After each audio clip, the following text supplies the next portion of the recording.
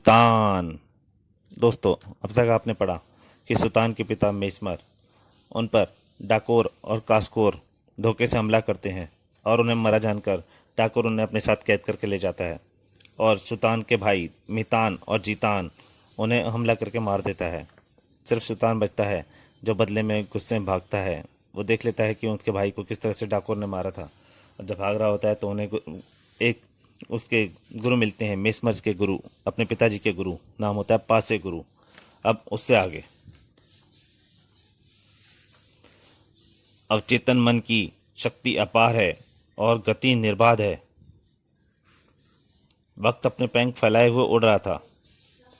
सुल्तान शिक्षा में निपुणता हासिल कर रहा था। अब तुम्हें आत्म सम्मोहन की परीक्षा करनी है। और 15 वर्ष बाद, पुत्र, आज तुम इस काबिल हो चुके हो कि डाकोर से बदला ले सको। तो मुझे आज्ञा दीजिए गुरुवर, मैं डाकोर और कास्कोर को उसकी करनी की सजा देने जाऊंगा। पासे गुरु ने एक रहस्य धारण किया। पुत्र सुल्तान, अब डाकोर हिपना ग्रह पर नहीं है, तो फिर कहाँ है वह शैतान? वह महान खजूरा के निमंत्रण पर तिलस्मी ओलंपाक में भेजा जा चुका है, और वहीं है तुम्हारे पिता मेस्मर भी। तो आप मुझे वहां भेज दें। मानसिक शक्ति से यह संभव है? बेशक, किंतु तुम्हें वहां नहीं, पृथ्वीलोक भेजूंगा। वहां तिलस्मी ओलंपाक का रास्ता तुम्हें खुद बनाना होगा। ठीक है गुरुवर, आप ऐसा ही करें।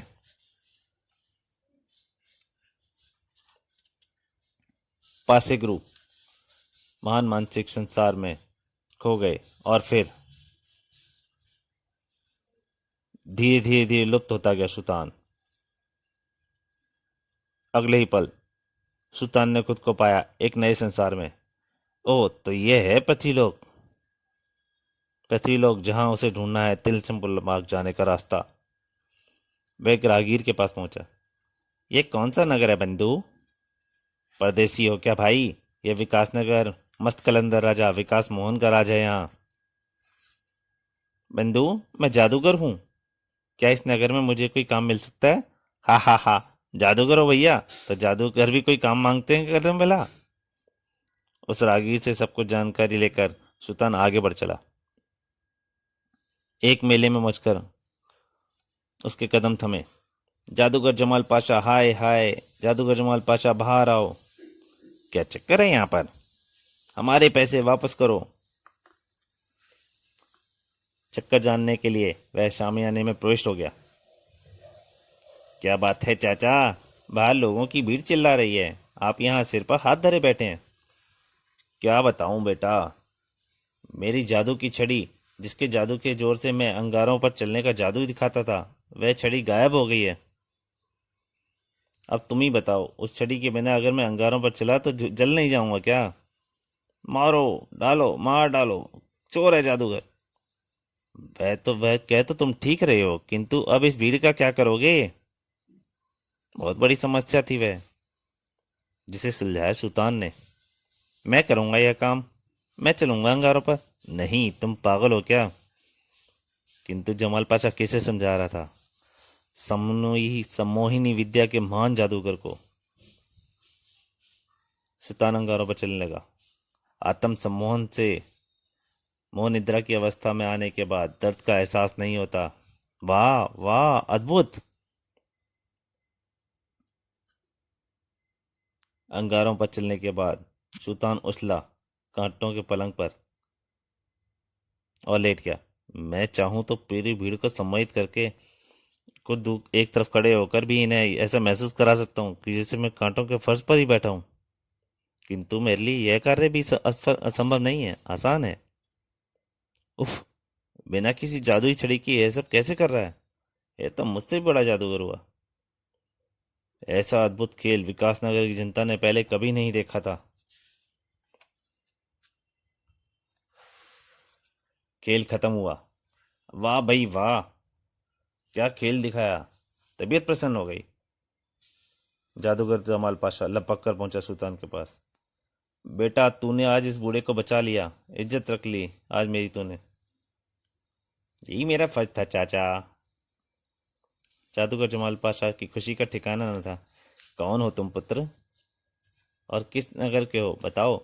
मैं सुल्तान पुत्र मेस्मर हिप्नाग्रह वासी हूँ। और फिर सुल्तान जमाल पाशा को सारी कथा सुनाता चला गया। सुनकर तुरंत बोला जमाल पाशा, तिलस्मी उलम पाक, ओह बेटा, तुम बिल्कुल सही जगह पर सही वक्त पर पहुंचे हो। कैसे चाचा? यहाँ के राजा विकास मोहन ने मित्र महाबली फुचांग जो कुछ चुने हुए लोगों को तिलस्मी उलम पाक भेजने वाले हैं। सच चाचा? खुशी चमक उठा शैतान के चेहरे पर, सुल्तान के चेहरे पर। हाँ सच। और कल ही वह विकास नगर क्रीड़ा स्थल पर तिलस्मी उलम पाक भेजने के लिए सर्वश्रेष्ठ युवाओं का चयन करने वाले हैं। मैं वहां जरूर चाहूंगा चाचा, उसे मेरा चयन करना ही होगा। दोनों को यह अत्यंत खुशी थी कि एक दूसरे के काम आए। अगले दिन विकासनगर क्रीड़ा स्थल पर सुल्तान का तिलस्म ओलंपिक जाने के लिए चयन हो गया। चाचा मैं बहुत खुश हूँ। बेटा जब भी वापस आओ अपने चाचा से जरूर मिलना। फिर विजेताओं को भेज दिया गया तिलस्म ओलंपिक। विकासनगर क्रीड़ा स्थल में हुए विजेताओं के चयन की शानदार दास्तान की जानने के लिए पढ़ें भोकाल सीरीज की कॉमिक्स खौफनाक खेल। दोस्तों अगर ये कॉमिक अच्छी लग रही हो, अगर आपको अच्छी नहीं लगे तो लाइक मत कीजिए सर, लेकिन अगर आपको अच्छी लगे तो मेरी आपसे एक ही प्रार्थना है कि लाइक ज़रूर कीजिए और शेयर ज़रूर कीजिए और चैनल को सब्सक्राइब ज़रूर कीजिए। तो दोस्तों कहानी जा रही है। भोकाल श्वेता भाती क्रूर को अपनी कहानी सुनाने के बाद सुल्तान चुप हो गया। सुल्तान मुझे पूरा विश्वास है कि तुम्हारे पिता तुम्हें ज़रूर मिलेंगे। हाँ दोस्त, उस शैतान डाकोर से जल्दी हमारे सामने होगा। सुल्तान चाचा मैं भी उस राक्षस को एक पत्थर मारूंगी। दूरदर्शन दर्पण पर सुल्तान की मार्मिक कहानी सुनने के बाद पृथ्वी के राजाओं में सुल्तान के प्रति सहानुभूति की लहर दौड़ गई। उफ, यह खुद इतना दुखी है और हमें कैसे हंसाता रहता है। यह था गंजागढ़ का राजा टकला कपाल। परेशानी यह है कि शक्ल से कभी इतना दुखी नहीं दिखता। यह था सूरतगढ़ का राजा परेशान लाली सिंह। शक्ल तो ऐसी है कोई देख भी ले तो रोटी नसीब ना हो। यह थी झांसी की रानी खांसी। कालमोला का राजा एक गोली और दो हाजमे की गोली, कहीं डाकोर और सुल्तान की शानदार लड़ाई के समय मेरा पेट न खराब हो जाए। कमला नगर का राजा कमाल। इस खेल को देखने के लिए मैं 2 रात सोया भी नहीं। शिकारपुर के राजा बोले, हम तो अपनी बावली से कह देंगे जैसे ही डाकोर दिखे हमें जगा दे। शक्ति का राजा अकवा सिंह। बहुत खूब टक्कर होगी सुल्तान और डाकोर की। रूपनगर की राजकुमारी रूप सिंह। कितना सुंदर नौजवान है सुल्तान। प्रेमनगर अनुराग। मैं तो इससे प्रेम कर लूंगी। अरे यह क्या? और भोकाल वह देखो आकाश में कैसी रोशनी छा गई है।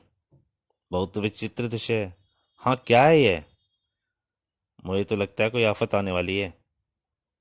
बहुत जबरदस्त आफत थी वह। आसमान में नाच रहे थे अंगारे। भोकाल ये तो जलते हुए अंगारे हैं। कहीं ये बरसने तो नहीं लगेंगे?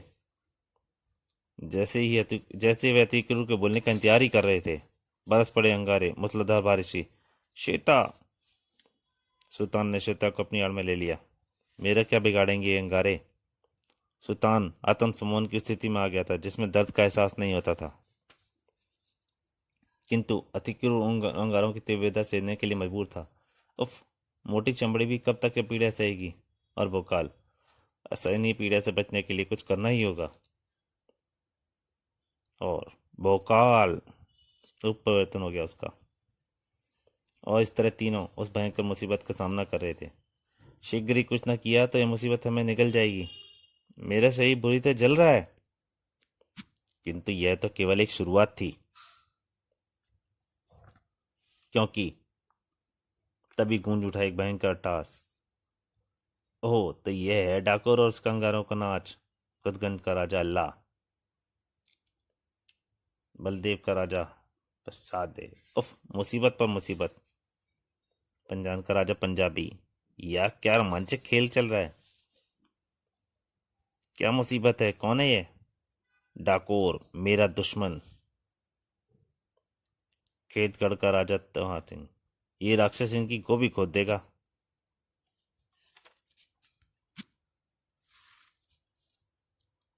डाकोर ने अपनी गदा घुमाई। डाकोर की गदा की वार बड़े बड़े सूरमा से नहीं सह पाते। अंगारों की बारिश तब तक थम चुकी थी। पहला बार अति क्रूप हुआ। दूसरा, भोकाल भी न बच सका डाकोर की गदा के पास से। हा हा हा। और भोकाल अंगारे डांटने पर बेहोश हो गया। उफ। भोकाल आगे बढ़ा किंतु चीख उठा सुल्तान। नहीं भोकाल नहीं, यह मेरा शिकार है, तुम पीछे हट जाओ। भोकाल पीछे हट गया। सुल्तान ने श्वेता को भोकाल के सुरक्षित हाथों में सौंप दिया। तुम इसे संभालो भोकाल, और सुल्तान की समोहनी कला का अद्भुत दृश्य देखो। सुल्तान का हाथ ऊपर आया। जय गुबा गोबला। और डाकोर को लगा जैसे उसके सामने उससे भी बड़ा शक्तिशाली राक्षस चला रहा है। हाय, ये पचालू कहाँ से आ गया? आहा हा हा हा। सुल्तान के समून का कमाल डाकोर के ऐसा राक्षस दिख रहा था जो वहां था ही नहीं। इसे देखकर तो मेरी जान ही निकल जाती है। हा हा हा। आज आया है हाथ में, अब नहीं बचेगा तू। डाकोर की डर के मारे हालत खराब हो रही थी। तो दोस्तों, सुल्तान कॉमिक का दूसरा भाग यहीं तक। इसके अंतिम भाग में जल्दी आपके सामने हाजिर होऊंगा। तब तक के लिए नमस्कार।